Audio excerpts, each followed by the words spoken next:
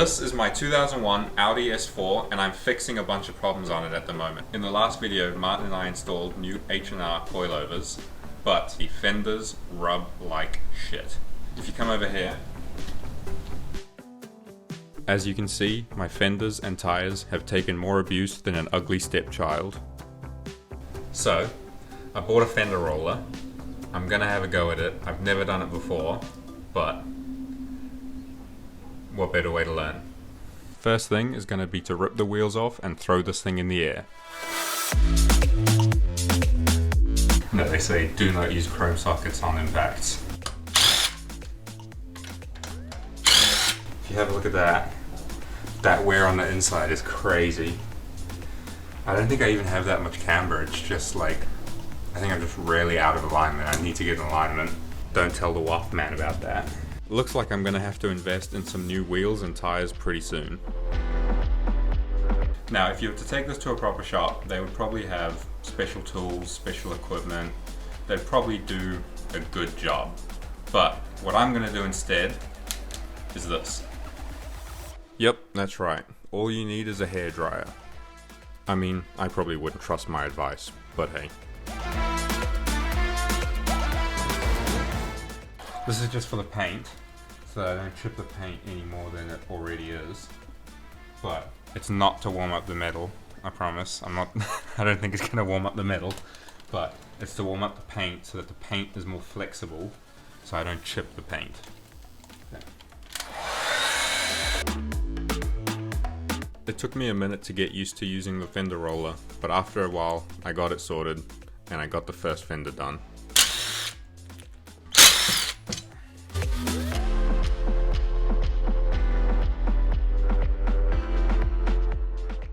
While I heat this one up and start rolling it, we're going to rewind back in time to do a job on my girlfriend's GTi, which I recorded a couple weeks ago actually with Martin, replacing the water pump, radiator, oil cooler, a whole fiasco. You'll see it, but you guys are going to travel back in time to watch that. I'm going to keep working on this and then I'll cut back to this when I'm done.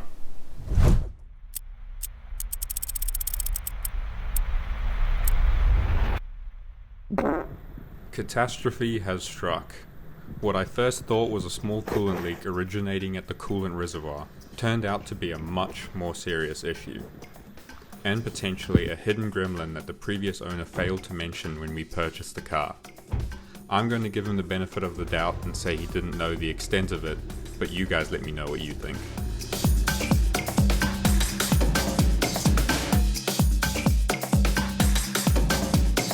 Martin was extremely generous as always and invited me over to his place to help me sort it out. And as you'll soon see, Martin and I worked like a kid in a Chinese sweatshop to get this thing roadworthy again.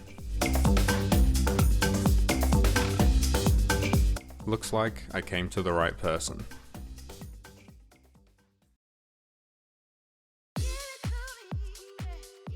Initially we thought the only leak was from this manky reservoir tank. But as we did some more digging, we found some pretty alarming shit. The next culprit appeared to be the radiator itself, leaking from the plastic tank on the side of the radiator. Right about here, my microphone was screeching like a banshee, so I'm just going to relay what Martin was explaining. You got scammed. At this point, we started to notice some more fishy business with the hoses. They appear to have gone softer than a retiree's cup. Pay special attention to this little guy right here. That's some foreshadowing, by the way. A couple potential reasons for the hoses to go soft is either oil getting into the cooling system, or maybe a previous owner mixed two different coolant types. Either way, I guess we're gonna have to dig deeper. The deeper we got, the more we realized how lucky we were to have even gotten the car this far. Next step was to disconnect the radiator fans from the radiator.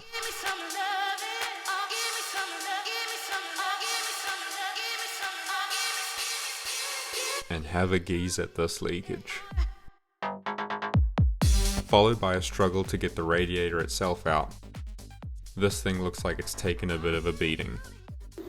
Right, so overnight Martin's taken the intake off and we've noticed a lot more issues with it. It's much worse than we expected. There's a lot of jankiness, some incredible work done by previous garages. After taking a closer look, Martin found that within some of the more accessible hoses, it appeared as if someone had gone through them and cleaned them out to potentially hide the oil in the system, allegedly. Sprinkled in some missing bolts and non-original hose clamps that have been tightened so tight they begin to become one with the hose itself. Alternator wiring wrapped around this bracket. But we also found that the water pump has been replaced in pieces. Like you can see different color plastics and different dates. Kind of like a grey color, it's really dark.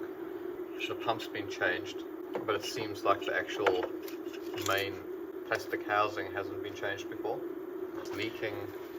You can see it's leaking in that joint there.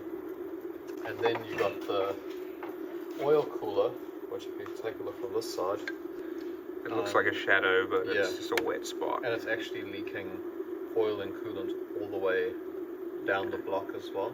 So it's become apparent that the oil cooler is where the oil and coolant is mixing. I think it's time we start stripping parts off. There's karma, there's heat, there's flames, there's lava. Volcanic, rock coming the way gets manic. I know what I'd rather. When I pick up the mic, it's power. When I pick up the mic, got powers. When I pick up the mic, it's power. When I pick up the mic, got powers. This cog looking thing right here inside the water pump is connected to the intermediate shaft, which is connected to the timing chain up front. And it's tightened on with a reverse thread. Normally you're supposed to use a crank locking tool to prevent the engine going out of time. If the engine goes out of timing, this job is going to become a lot more expensive very quickly. So I'm going to be the crank locking tool.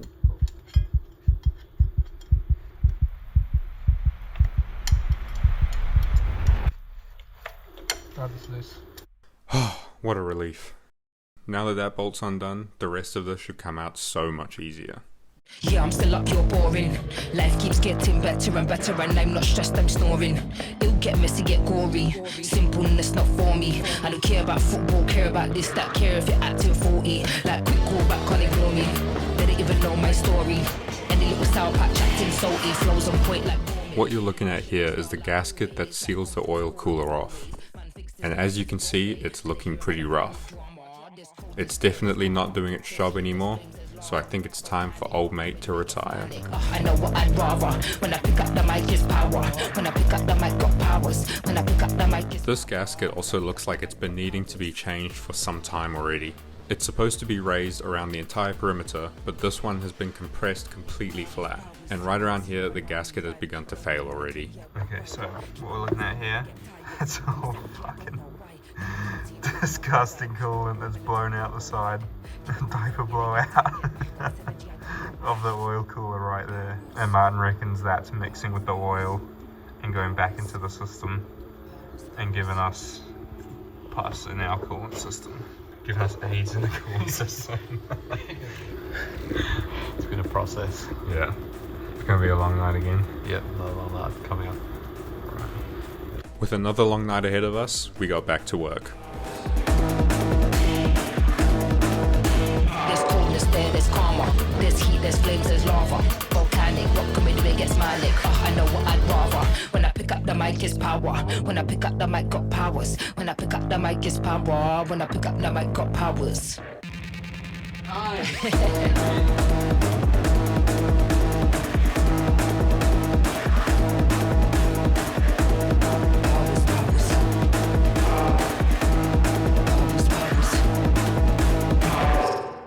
Rounding out our second late night, we reinstalled the new oil cooler with the new gaskets, put back all the bolts with surprisingly no spares left over, which is always a good feeling to have the correct amount going back in, chucked in a new oil filter, and torqued her to spec.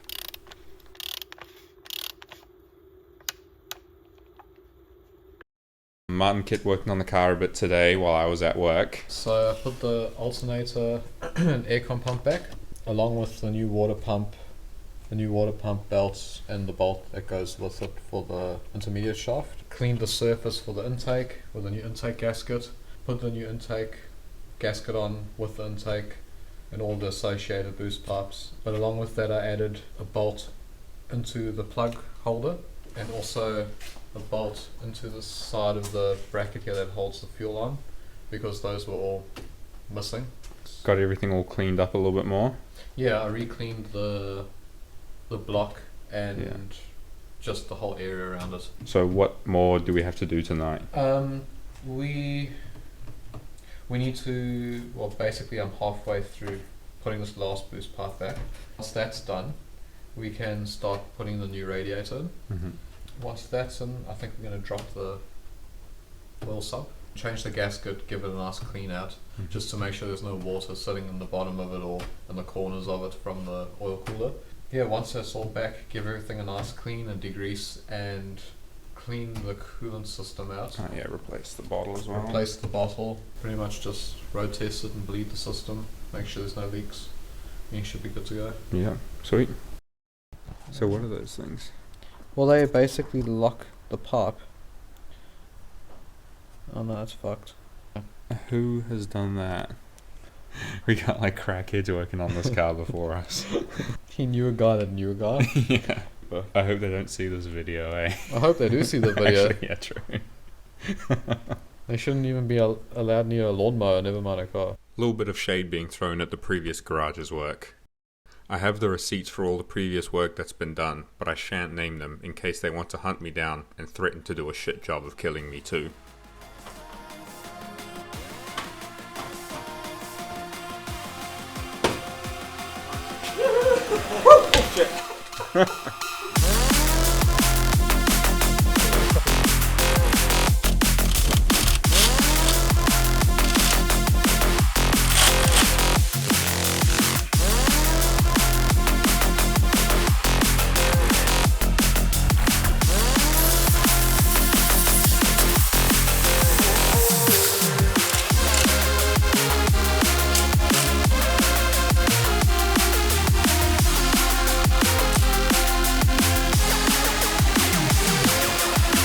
With midnight fast approaching, we needed to take the GTi out for a test drive to flush the coolant system and make sure we don't have any leaks. I feel like this is going pretty smooth for once. I definitely spoke too soon. But we did manage to limp the car back to the garage and replace the bottle, flushed out the old dirty coolant and oil residue left in the pipes, and made it back home before 2 AM.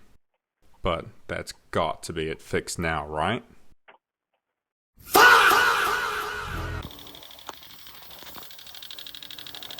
I think something has popped though. Do you remember earlier in the video when I pointed out this little hose? Most likely what happened is since we fixed all the other leaks in the system, all of the next weak points were exposed. First being the old coolant tank, and next being this tiny hose. Fingers crossed all the other hoses can hold on a little longer, please. Okay, so we're back a couple days later. We're going to be replacing this hose. I bought a replacement hose from Super Cheap Auto, just a generic one. It says it's a coolant hose, and I think the brand Gates is good. So we're going to have to slap this one in. Got a replacement bung as well, or as Martin likes to call it, a chode. Fresh chode, fresh hose.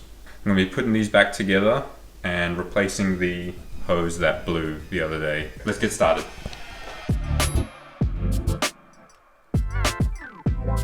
Oh, yep.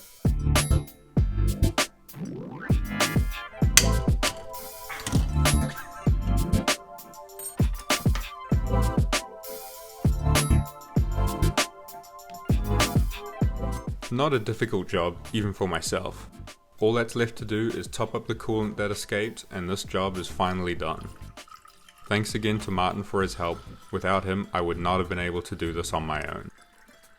Martin and I have some plans for some big upgrades for his B5 coming soon, so make sure to keep an eye out for our next project.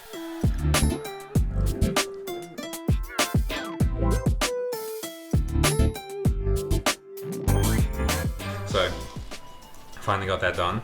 Hope you also enjoyed that video of doing the water pump and the whole fiasco. We got stranded, taking it for the test drive, but while you were watching that, I got this done.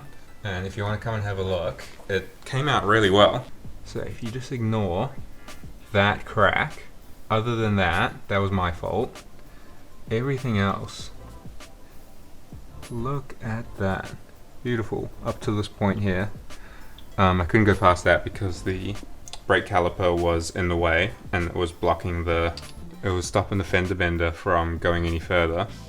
But past that point, you can actually see how much better and how much more clearance there is under here. Don't look at the other side side's really good as well.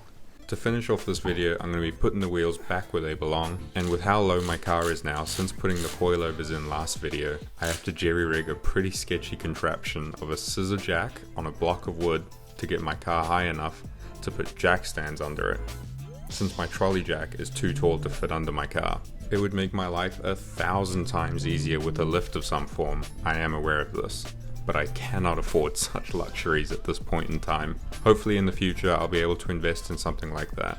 Now to test whether or not the guard rolling worked. Here's the before, and here's the after.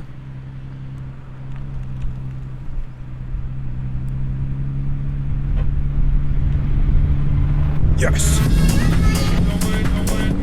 I think that's a win. After I've spent 2 years ruining this car, it's finally becoming drivable again. So that's the fenders rolled, no more rubbing. Gonna have to touch up some paint probably. But other than that, thanks for watching. I'll see you in the next video.